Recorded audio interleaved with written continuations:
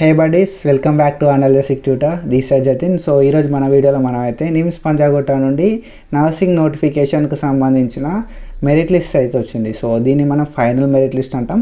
So ఈ final merit list అంటే ఏంది, సో ఫైనల్ మెరిట్ లిస్ట్ తర్వాత మనకి నెక్స్ట్ ప్రాసెస్ ఏముంటుంది అని చెప్పి డిస్కస్ చేద్దాం. సో ఫైనల్ మెరిట్ లిస్ట్ అంటే ఏంది అండ్ ఎలిజిబుల్ లిస్ట్ అంటే ఏంది అనే డిఫరెన్స్ చూద్దాం. సో ఫస్ట్లీ మనం ఏం డిస్కస్ చేయబోతున్నాం అంటే, సో ఏదైతే మనకి ప్రొవిజనల్ మెరిట్ లిస్ట్ ఉందో ప్రొవిజనల్ మెరిట్ లిస్ట్కి ఉన్న ఫైనల్ మెరిట్ లిస్ట్కి డిఫరెన్స్ ఏంటో చూద్దాం. సో ఆఫ్టర్ దట్ మనం ఫైనల్ మెరిట్ లిస్ట్ ఏదైతే ఉందో ఫైనల్ మెరిట్ లిస్ట్కి అండ్ నెక్స్ట్ ఎలిజిబుల్ లిస్ట్కి డిఫరెన్స్ ఏందో చూద్దాం. సో దాని తర్వాత ప్రాసెస్ ఏందనేది డిస్కస్ చేద్దాం. So without any late we are going to start our video.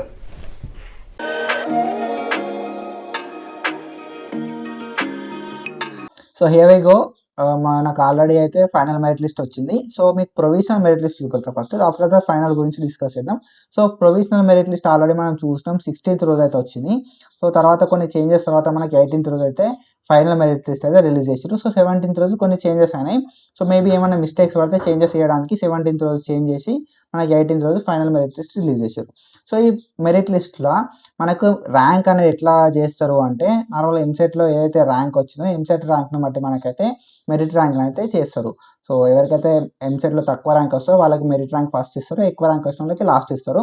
So merit rank అనేది ఎంసెట్ని బేస్ చేసుకొని ఇస్తారు, ఎంసెట్లో వచ్చిన ర్యాంక్ని బేస్ చేసుకొని. ఆఫ్టర్ దట్ మనకి అప్లికేషన్ నెంబర్ ఉంటుంది, so name of the candidate ఉంటుంది, యూనివర్సిటీ ఏరియా ఉంటుంది అండ్ సోషల్ స్టేటస్ ఉంటుంది. So social status is nothing but caste ఉంటుంది.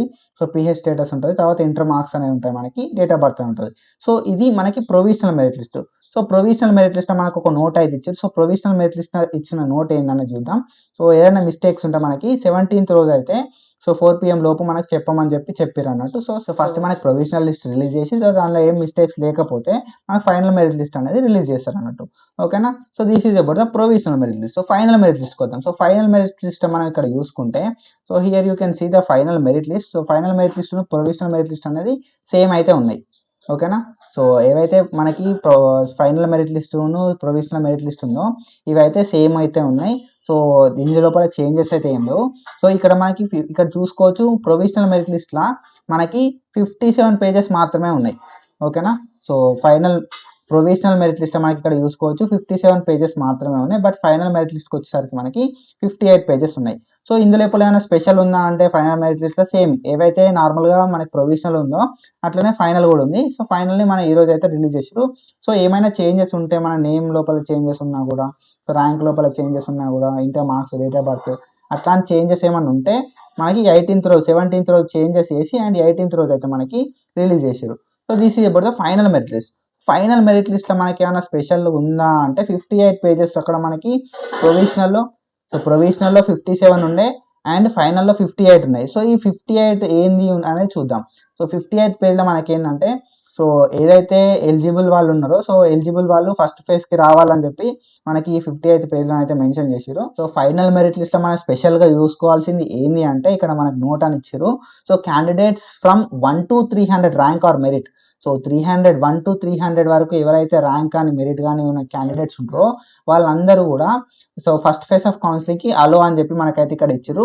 సో బీసీ కేటగిరీ వాళ్ళు మాత్రం 1 to 558 అయితే అటెండ్ కావాల్సి ఉంటుంది. ఎవరైతే ఈడబ్ల్యూఎస్ వాళ్ళు ఉంటారో 1349 కన్నా తక్కువ ర్యాంక్ వచ్చిన వాళ్ళందరూ కూడా ఈడబ్ల్యూఎస్ వాళ్ళు అటెండ్ కావాల్సి ఉంటుంది. సో బీసీ వాళ్ళు మాత్రం సో 558 తక్కువ వచ్చిన వాళ్ళందరూ కూడా అటెండ్ కావాల్సి ఉంటుంది. సో ఎవరైతే 1 to 300 మెరిట్ ర్యాంక్ వచ్చిన వాళ్ళందరూ అటెండ్ కావాలి అండ్ బీసీసీ కేటగిరీలో 500 కన్నా తక్కువ వచ్చిన వాళ్ళందరూ అటెండ్ కావాలి అండ్ ఏడబ్ల్యూఎస్లో మాత్రం 1349 కన్నా తక్కువ వచ్చిన వాళ్ళందరూ కూడా అటెండ్ కావాలి. సో వీళ్ళందరూ కూడా ఫస్ట్ ఫేజ్ ఆఫ్ కౌన్సిలింగ్కి అటెండ్ కావాల్సి ఉంటుంది. సో October 1st 9 AM వరకు అయితే మనం ఇక్కడ కౌన్సిలింగ్కి అటెండ్ కావాల్సి ఉంటుంది. సో కౌన్సిలింగ్ ఎక్కడ అంటే, సో మనకి ఇక్కడ కౌన్సిలింగ్ అయితే ఇచ్చారు learning centre, first floor, old OPD block, NIMS. ఓకేనా. So along with all original documents. So ఏదైతే మనకి అనెక్సర్ 3లో మెన్షన్ చేసిన డాక్యుమెంట్స్ ఉన్నాయో ఆ డాక్యుమెంట్స్ అన్నిటిని కూడా పట్టుకొని మనం వెళ్ళాల్సి ఉంటుంది. సో మనకి కౌన్సిలింగ్ లెటర్ కూడా జనరేట్ అవుతుంది. సో కౌన్సిలింగ్ లెటర్ కూడా ఇస్తారు. ఆఫ్టర్ దట్ మనం ఏదైతే 25,000 అనేది పే చేయాల్సి ఉంటుంది కౌన్సిలింగ్ ఫీ. దీన్ని వాళ్ళు ట్యూషన్ ఫీ లాగా కన్వర్ట్ చేసుకుంటారు. సో క్యాష్ లాగా కానీ డీడీ లాగా కానీ మనం అయితే నిమ్స్కి పే చేయాల్సి ఉంటుంది 25,000 రూపీస్. ఓకేనా. సో ఒకవేళ మనం 10 తర్వాత కౌన్సిలింగ్కి వెళ్తామంటే వాళ్ళైతే అలో చేయరు. సో మనం ఎప్పుడైతే వెళ్తామో వెళ్ళిన టైంలో రిజిస్టర్లో సైన్ అయితే తీసుకుంటారు. సో ఒకవేళ 10 తర్వాత మనం కౌన్సిలింగ్కి వెళ్తే మాత్రం మనకైతే అలో చేయరు. సో దట్ కొంచెం ఎర్లీగా వెళ్ళడానికి ట్రై చేయాలి. So this is about the final merit list. So మనం ఆల్రెడీ ప్రొవిజనల్ మెరిట్ లిస్ట్ గురించి డిస్కస్ చేసినాం and this is about the final merit list. So eligible candidates ఎవరు అని చెప్పి మనకి ఇంకొక లిస్ట్ అయితే రిలీజ్ అయింది. సో నాకు ఇక్కడ అంతా డౌట్ ఉన్నది బ్రో, ఎలిజిబుల్ క్యాండిడేట్స్ ఎవరు, నేను వెళ్ళాలా వద్దా అనే ఒక థాట్ ఉంటే మాత్రం సో ఇక్కడ మనం చూసుకోవచ్చు ఎవరైతే 1 to 300 ర్యాంక్ ఆర్ మెరిట్ వచ్చిన వాళ్ళు వెళ్ళాలి. సో బీసీసీ కేటగిరీ వాళ్ళు మాత్రం 558 కన్నా తక్కువ వచ్చిన వాళ్ళు వెళ్ళాలి. అండ్ ఎవరైతే ఈడబ్ల్యూఎస్ వాళ్ళు ఉన్నారో 1349 వరకు వచ్చిన వాళ్ళు కూడా వెళ్ళొచ్చు. అండ్ ఇదంతా నాకు అర్థమైతలేదు అన్న సిచ్యువేషన్లో సో ఎవరెవరు వెళ్ళొచ్చు అని అంటే మనకి ఇక్కడ ఎలిజిబుల్ క్యాండిడేట్ లిస్ట్ అయితే ఇచ్చారు. సో ఈ ఎలిజిబుల్ క్యాండిడేట్ లిస్ట్ ఒకసారి చూద్దాం. So here you can see the eligible candidate list. So eligible candidate list లో చూసుకోవచ్చు మనం ప్రొవిజనల్ మెరిట్ లిస్ట్ చూసుకోవచ్చు. మనకు 57 పేజెస్ ఉన్నాయి అండ్ ఫైనల్ మెరిట్ లిస్ట్ లో 58 పేజెస్ ఉన్నాయి. So 58 pages is nothing but మనకేంటంటే ఈ 58th పేజ్లో ఎవరెవరు ఎలిజిబుల్, ఎవరెవరు కౌన్సిలింగ్ రావాలని చెప్పి మెన్షన్ చేశారు, ఏ రోజు రావాలని చెప్పి మెన్షన్ చేశారు. అండ్ ఆఫ్టర్ దట్ మనం ఇక్కడ చూసుకోవాల్సింది ఏంటంటే ఎలిజిబుల్ క్యాండిడేట్ లిస్ట్ చూసుకుంటే మనం ఇక్కడ చూసుకోవచ్చు 16 పేజెస్ అయితే ఉన్నాయి. సో ఈ 16 పేజెస్లో మనకి ఎవరెవరు ఎలిజిబుల్ అని చెప్పి మనకైతే ఇక్కడ మెన్షన్ చేశారు. సో ఫైనల్ మెరిట్ లిస్ట్ కి ఉన్న ఎలిజిబుల్ క్యాండిడేట్ లిస్ట్ కి ఏంటి డిఫరెన్స్ చూద్దాం. ఓకేనా. సో ఇక్కడ మెరిట్ ర్యాంక్ ఉంది. ఓకేనా. సో మెరిట్ ర్యాంక్ అనేది మనకు ఫస్ట్ కూడా ఉంది, అప్లికేషన్ నెంబర్ ఉంది, నేమ్ ఆఫ్ ద క్యాండిడేట్ ఉంది, యూనివర్సిటీ ఏరియా ఉంది, social status, pH status, Telangana EAMCET rank, inter percentage and after that date of birth. తర్వాత ఇక్కడ ఏంటంటే మనకు స్పెషల్గా ఎలిజిబుల్ క్యాండిడేట్ లిస్ట్లో మనకు యాడ్ అయింది ఏంటి అంటే డ్యూ సర్టిఫికేట్స్ అనేవి యాడ్ చేసారు. సో ఏంది ఈ డ్యూ సర్టిఫికేట్స్ అంటే సో నువ్వు ఏదైతే సర్టిఫికేట్స్ అక్కడ సబ్మిట్ చేయాలో వాటిని మనం డ్యూ సర్టిఫికేట్స్ అంటాం. ఆ డ్యూ సర్టిఫికేట్స్ అనేవి మనం కౌన్సిలింగ్ టైంలో సబ్మిట్ చేయాల్సి ఉంటుంది.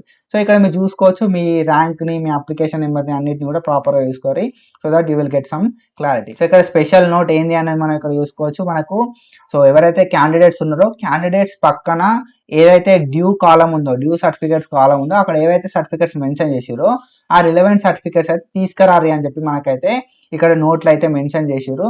సో ఇక్కడ బ్లాక్ కలర్ గా థిక్ కూడా చేసి చూపెట్టారు.